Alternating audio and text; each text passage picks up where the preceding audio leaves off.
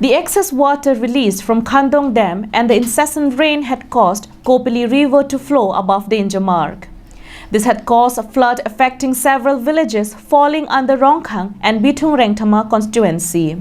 Here is a report. This is the second time this year that the villagers near Kopili River are battling with flood.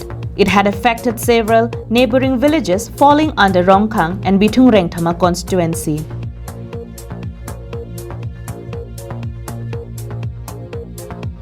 So far, the flood water had expanded till Langlokrok area of Rongkhang constituency, and the Garo-dominated villages were seen to be the most affected part of Bitung Rengthama constituency.